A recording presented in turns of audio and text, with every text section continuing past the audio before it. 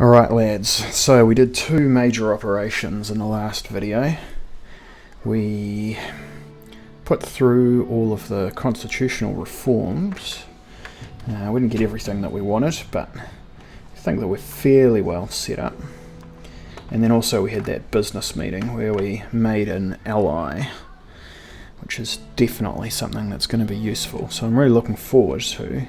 Tell you what, the thing I'm most looking forward to is the economy coming online. It's going to be a major. Alright, so let's do these little briefings here, see what we've got, and then we'll head to the capital and see what the big issue is.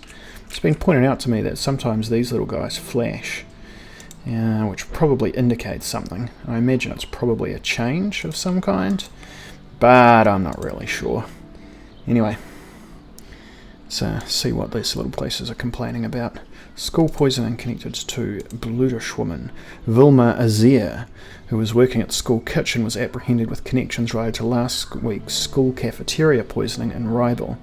The act was found to be politically motivated as the perpetrators are connected to the banned Bludish Freedom Party. Azir is suspected to have been an active member of the Bludish Freedom Front since the start of this year. She has been sentenced to 60 years in prison. Jesus Christ, what kind of psychopath tries to bloody poison a bunch of kids? Well, we're going to make sure that this one gets publicised if we can, because we want people's opinions to turn against. Right? We don't mind if there's a certain amount of anti-Bludish sentiment in this region. Alright, what have we got over here? Read the report from Avery. A car bomb attack. A car parked in an Agno-Swordish-dominated neighbourhood in the outskirts of Avery has exploded. Avery police reported that there were no casualties or injuries. That's good. Immediate investigation found that the car was rigged with a timed bomb. No perpetrators have been found connected to the incident so far. Investigations are ongoing and details are not shared with the public. Well, they say no harm, no foul, but I'm not going to apply that rule in this particular case. This is probably a side effect of us crushing the youth organisations, but there's definitely been a downturn in the amount of political violence, although this kind of thing could end up, the crushing of the youth organisations could lead to more terrorism of this variety. Although, having said that, could it possibly be a Grumberg operation? Probably not, because it probably would have actually hurt people if that's what they were going for. Alright, what do we got in the capital? Budget allocation of the government of Swordland. Well, we've only got one ren to spend, so let's see what happens. The preparations for the government budget were finished. Most of the cabinet gathered in the... Oh, it looks like I'm peaking a little bit here. Just a second, lads. Just turn that volume down a little bit. Alright. The preparations for the government budget were finished. Most of the cabinet gathered in the White Room for the important occasion. Nearly half a year had passed since my inauguration. The cabinet looked overworked. And now, the moment we've all been waiting for, it's finally time to discuss the government budget. I'm quivering in my loafers with excitement, Mr. President. Sadly, Peter Victor and Gus Manga and David Wishy won't be attending this meeting. They're working on the upcoming trade agreements with Valen and Agnolia. Fair enough too. May the Lord be with them. Chiara gave a barely disguised eye roll. Before we begin, is nobody going to mention the ban on the red youth and young swords? However much their political aims might differ from our administration's, surely you agree that freedom of expression must be protected at all costs? No, not at all costs. Freedom of expression is extremely important. But if the result is civil war, then that,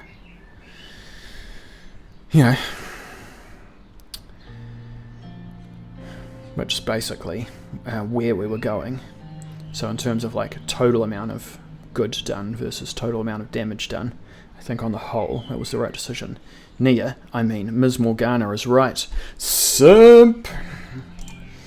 Nia flashed her an appreciative smile. I, myself, hew far closer to the Red Youth's politics than the young swords. Really? What are you doing here then? But I believe that both. She broke off as she noticed that Lucian, Simon and Yosef were looking at her and Nia in stony silence. Ladies, let's leave the extraneous chit-chat for afternoon tea. Chara shot a pleading look at Lilius, who merely pursed her lips disapprovingly. If you have problems with the ban, call a separate meeting with me. Obviously, I don't want to actually have a meeting to discuss something I've already decided, but, you have to give people the impression of flexibility. If you have problems with the ban, yeah, right. Simon started loudly shuffling some documents around. All eyes turned to the Minister of the Economy. Thanks to Simon's expertise, I'm sure we will achieve many great things today. Thank you for the compliment. Today is a big day. We must prioritise our spending wisely in order to achieve the goals we set as a government, while maintaining enough political support, if I may add. Promises were made during the election. There are 3 options regarding the budgeting of the 4 main branches of the government. It's either we increase, maintain, or decrease the funding. Increasing will result in an improvement of the branch, which will unlock new policy options.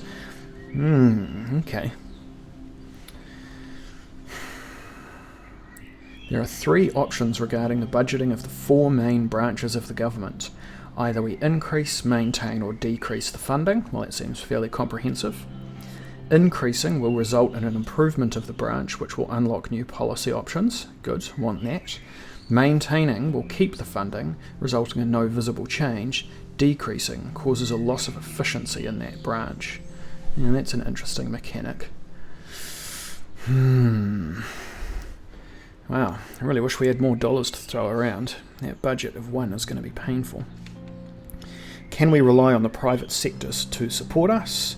I already know we can because I've pre-arranged that. Moving away from big government is the right choice. The problem isn't the amount of money spent, it's how efficiently we spend it. Well, obviously, we're always aiming for efficiency, so that's kind of redundant. But moving away from big government is the right choice. That is correct. Well, the state provides many services that our citizens can pay for with their taxes. I agree, our essential services should remain under our authority. Well, as we've previously discussed, this is a fallacy. All that we're doing is adding an extra layer of inefficiency if we tax people and then spend it on things that they could have spent that money on first anyway. And of course, people have their own ideas about what to spend their money on, and it's both unfair as an intervention of us to take that money and spend it on something for them, so it's a reduction in their personal freedom, as well as having just a pure mechanical inefficiency. We have to be careful as to what we fund, so we have resources remaining for another investment project. Alright, here's a game question for you lads. Can I borrow money? Does it matter if I go down to minus 16 budget by just borrowing billions of ren from overseas, or nah? Okay, we should prioritise the most critical branches. We have to keep true to the election promises. Our people voted for us because of the promises we made. Reduction, yeah, but things change, right? So this is symbolically true, but actually our priorities might have shifted because the situation can change.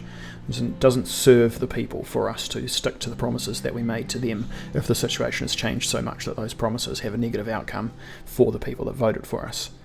And we will be judged on not on our promises but on the results. And people are cynical about politicians anyway, so this is kind of a very middling concern. Reduction of funding in certain branches can help fund investment projects. Yeah, that's right. We should prioritise the most critical branches. Well, 1 and 3 are both true.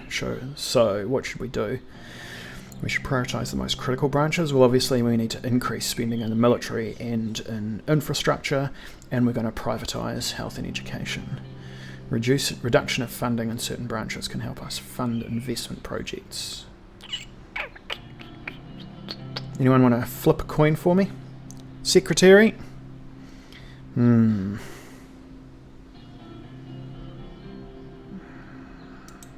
Alright, we'll go with number 3. Yes, the bigger our budget surplus is, the more we can spend on reviving the economy. Exactly. Before we begin our discussion, there is one more thing that I want to voice my opinion on. Here we go. As we manage the government budget, we are obviously able to go into debt to invest in different branches. Yes, okay, that's good. Although debt is a possibility under these circumstances, it would dent our financial system, worsening the economic crisis if we push it too far. And that's the critical comment right there. Too far. How far is too far? Galada chimes in. Point from me as well to everyone before the discussion. Given the current state of the country, the economic situation is a political priority right now, more so than ever. This budget will also be applicable to our entire term. It is very critical that we plan correctly. Let's begin then. What branch should we discuss first? Alright, so I'm going to do them in order of my priorities. It's time to hear the opinions on the military. What is there to hear about? I already voiced my opinions. Rumburg is coming whether we like it or not, if not this year, next year, and if not next year, the year after that. Mr. President, you and I have a shared responsibility to protect this nation from its enemies, and I intend to do so until my last breath. Well spoken, Lancia. I couldn't agree with you more. But why are you named after a rally car? I will say this with certainty. If Rumburg doesn't make a move against Swordland in 2 or 3 years, my name isn't Joseph Lancia. Joseph was beginning to lose control of the volume of his voice. There can be no argument against increasing the budget of our army when there is an enemy on our doorstep, waiting for us to make one wrong move. Anyone who thinks otherwise is a fool. Mr. Lancia, right, pardon my theatrics, sir, but this is a serious matter. The future of our country is up to you, Mr. President. I absolutely agree. Well, here's an argument. The armed forces does nothing but eat away financial resources destined for our people while stoking fears for an upcoming war. Right, why don't you go read Overwhelming again and see what you think about that. The issues with Rumburg can be solved diplomatically. Oh my god. Listen to this idealistic idiot. What kind of message are we sending to them and the whole world if we suddenly start ramping up our military budget? The message is don't fuck with us, you idiot. Oh my god. That we are ready to defend our nation, Mr. Walder. Yes, that's right, Lilius. That's exactly what I was trying to say. One of the reasons our government was elected was... Now remember, one of the cornerstones of international relations is that war is caused not by strength, but by weakness, alright? So Walder's just obviously doesn't have the correct education. Not their fault, maybe. One of the reasons our government was elected was because we promised that we're going to focus on the military during our campaign. There are more important avenues? No, this is our highest priority. I agree with Chiara, we need to be as diplomatic as possible. Yes, but I don't expect that to do anything. I agree with Joseph, Rumburg is a real threat and we need to be ready. That's absolutely true. People elected us for a reason. We will answer their needs. This is the most accurate. Rumburg is a real threat. Alright, good. So we're going to increase the spending on that. Let's talk about healthcare. Let's talk about law enforcement. Let's talk about education. Well. What is the next most important thing? My second priority was going to be law enforcement, but due to the crackdown on the youth organisations, one of the major causes for the increase in law enforcement has gone away. However, because of that admittedly unsuccessful but nevertheless dangerous terrorist attack that happened in the north of the country, and because we haven't been able to identify who the source of that terrorist attack is, additional law enforcement could still be very important. Also, keep in mind that law enforcement will be useful in the west of the country for undermining the attempts by Rumburg to soften us up prior to the invasion, and also in the southwest of the country due to the ethnic tensions. Additional law enforcement could be useful there. So there is a significant amount of... Oh, also there's another priority, potential communist subversion. So there's 4 good reasons to increase law enforcement spending. I would like to have an increase in the funding of law enforcement to increase the size of the police force and raise salaries. We have too many internal threats to tackle and I'm already stretching my units far too thin with the limited resources allocated to me. Nia cleared her throat. Law enforcement is certainly a high priority, however I feel tackling internal corruption is of far higher importance than increasing our police presence. Will you bring me a policy document about how to go forward on getting rid of internal corruption, and I will absolutely consider it. Directing the funds to my department would solve the problem at its root. If corruption is still rampant, all the police in the world won't help us. We need a specialised anti-corruption police unit, which we could create if the funds were directed to me. Well, let's do both. I agree with Miss Morgana. Ooh, named after a Welsh war witch. She must be dangerous. Miss Morgana. Morgana Le Fay? Yeah, that's right. Morgana D. Fay. Anyway, getting off track. We should not reward a structure that is responsible for an ever-increasing number of human rights violations. Additionally, corruption is the reason of our government inefficiencies. It needs to be tackled. Well, there's more reasons than just that. Governments are always inefficient. It's just a question of trying to hammer those inefficiencies down as much as possible. The police is there to serve and protect the people of Swordland, Miss Valda, and that is exactly what they are doing. More funding will allow us to take care of our police forces. It is quite a simple choice, given the current status of the country. I agree with Lilius. If there was another time, I would have said something different, but we know the current situation. I agree with Nia. We need real solutions for real problems like corruption. Yes, that is also true. I agree with Chiara. What would people think of us if we fund the police after all that happened? Alright, well, I want to pick both 1 and 2.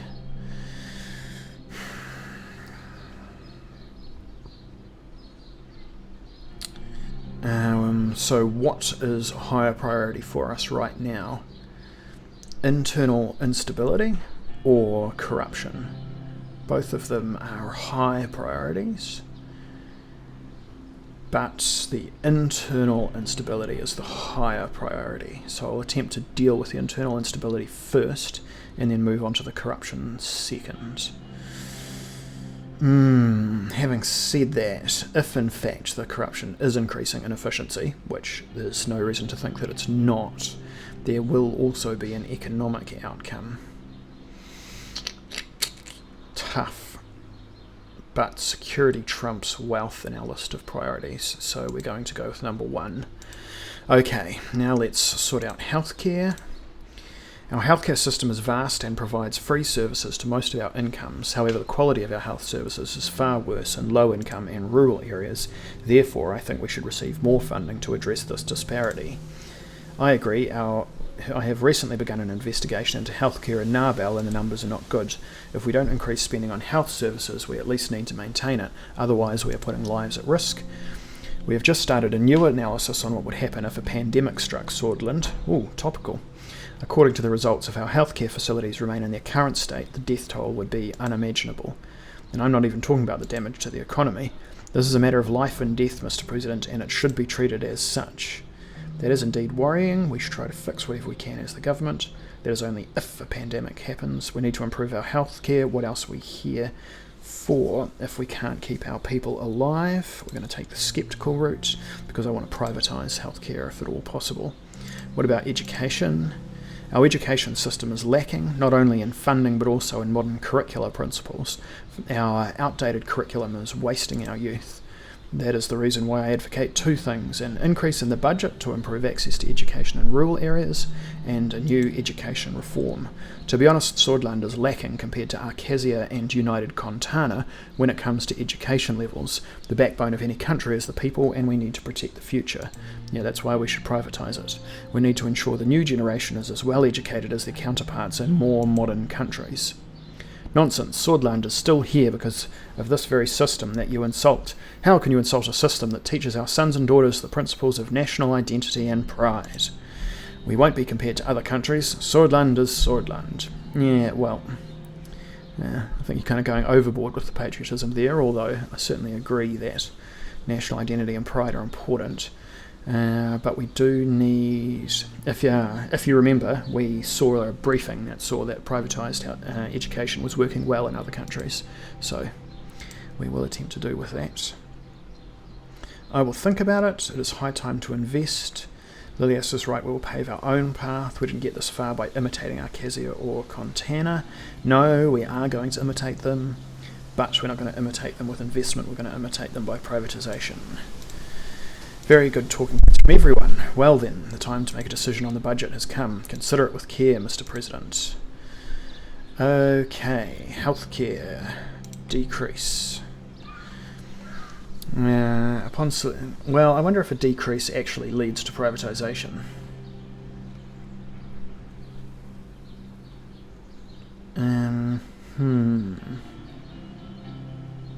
Maybe not, eh? Tough. Let's read this and see what it says. The healthcare system of the country was at a crossroads. Since the 1940s, the difference in quality between urban and rural hospitals was getting worse, and the average life expectancy dropped. The situation was becoming relatively dire. Upon selecting one of the options below, you will sign an irreversible order. Please think carefully because there will be no going back this time. Alright.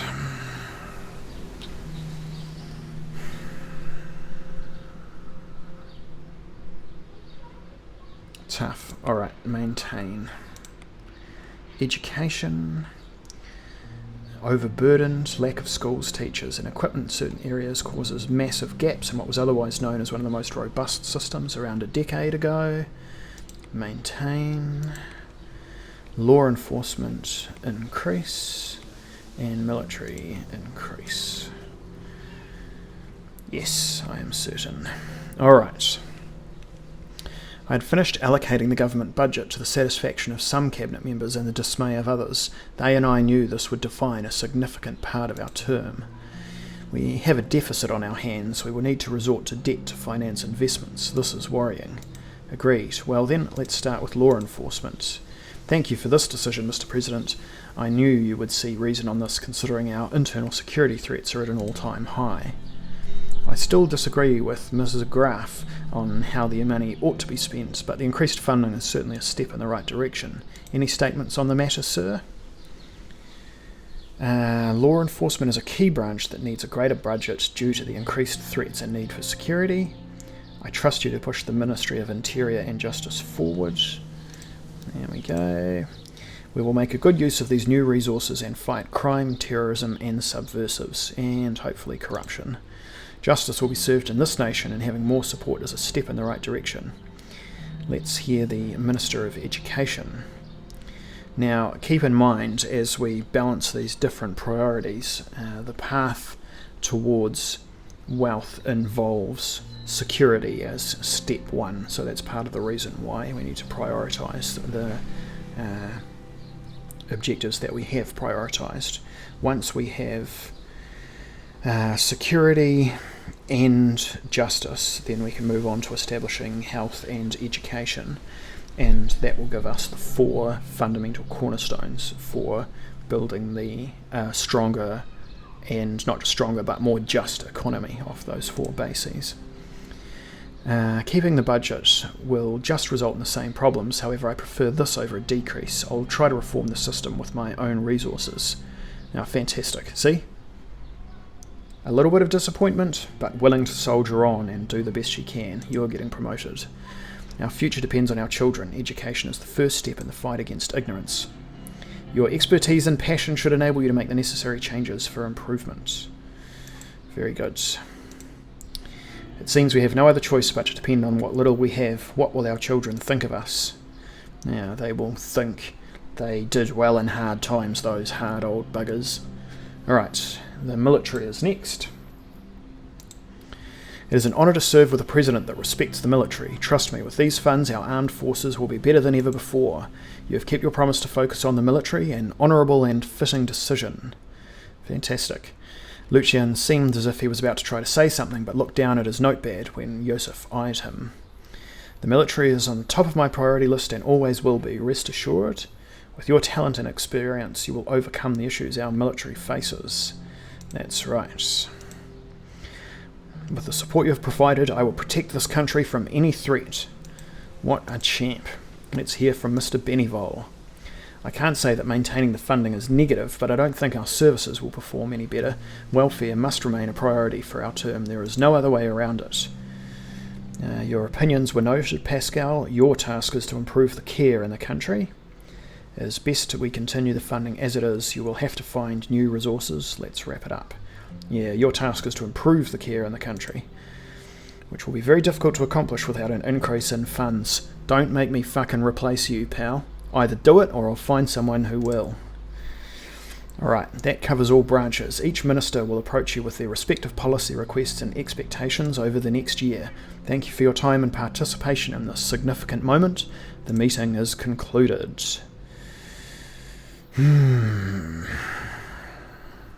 Thank you everyone, I appreciate your time and effort. Very neutral. There we go. Alright. We don't have any other little briefs that we need to deal with, so what's in the news? The budget has been done. Very good. Well, here we go. What does this say? Journal. All these videos and we're only up to turn 3, lad. Okay, so this is what they are, the decisions that have been made. Very good. Well, that answers that question. Oh, and here we go. This guy's glowing as well. Country overview. Where are the changes? Increased funding. Budget for the Swedish military has been increased, which allows for new opportunities. Good spotting. Anything else that has changed here? Nope. Alright. Great stuff. Cool. And that sets us up to be ready for the next turn, which is going to happen tomorrow. Yeah. Save and exit to the main menu. Alright. See you next time, lads.